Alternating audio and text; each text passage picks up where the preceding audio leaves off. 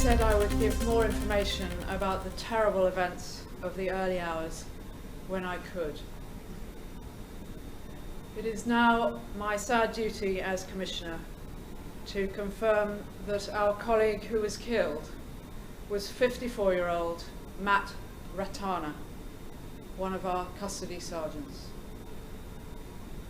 Matt joined the Met in 1991.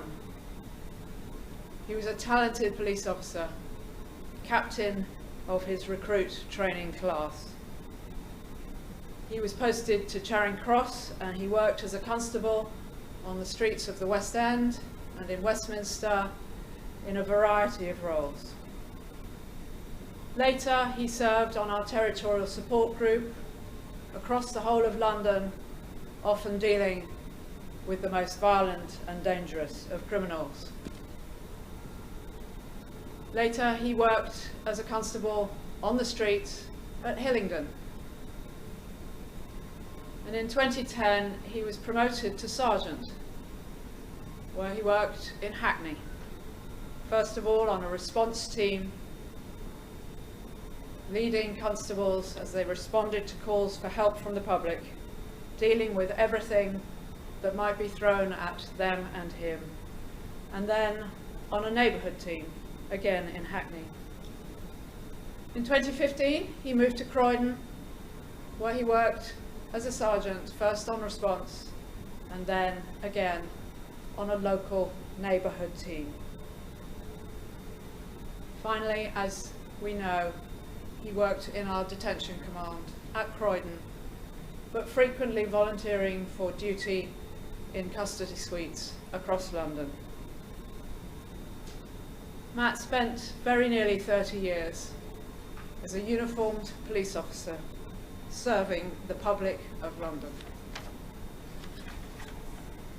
He was originally from Hawke's Bay in New Zealand, and he was educated, I believe, at Palmerston North Boys' School, where he developed a huge passion and great skill at rugby. After Otago University, he came to London in 1989 and began to play rugby at a very high level for the London Irish. Matt was a leader in his sport, well known as a player in several teams, including the Met Police, and latterly as a coach, more recently with East Grinstead.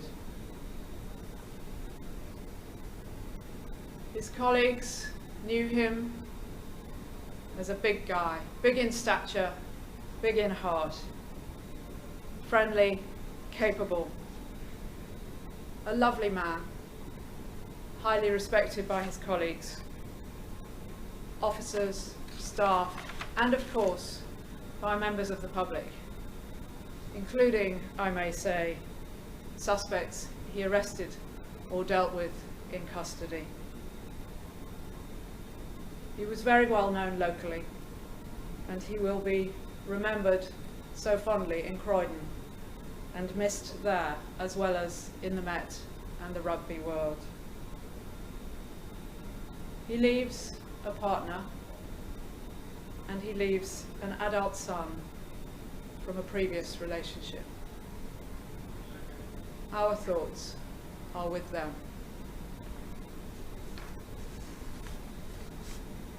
I can confirm that the suspect, a 23-year-old man, was arrested by regular patrolling local officers in Pollard's Hill, SW16, after a stop and search.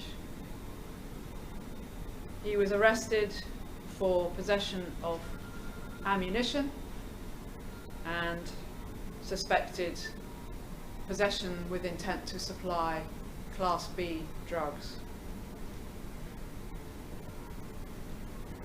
The suspect remains in hospital.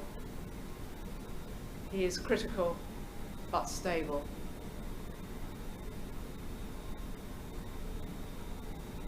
Our investigation is led by homicide investigators from our Specialist Crime Command.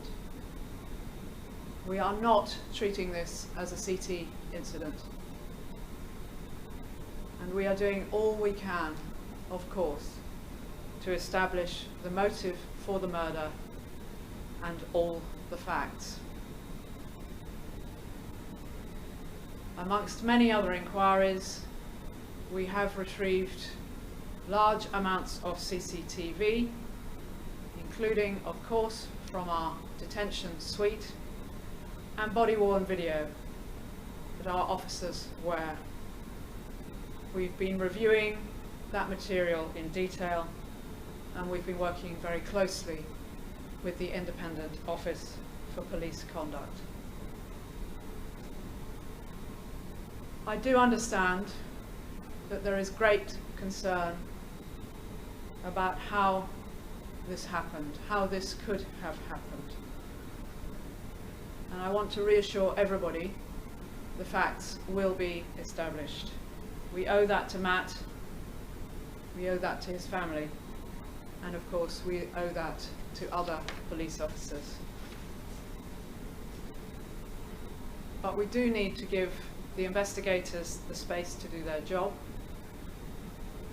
And I must say that speculation at this time is unhelpful and may even harm our efforts. Every day, the Metropolitan Police arrest several hundred suspects. Many of them are violent criminals who pose a risk to the public. The safety of my officers is a top priority and very close to my heart. And I know it is close to the hearts of the vast majority of the public.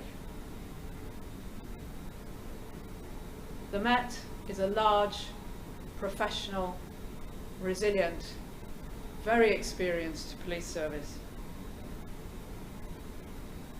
As we mourn the loss of a much-loved colleague, senselessly killed, please be under no illusion that our resolve to protect the public, to prevent and tackle violent crime and deal with violent offenders, whoever they may be, will remain undiminished.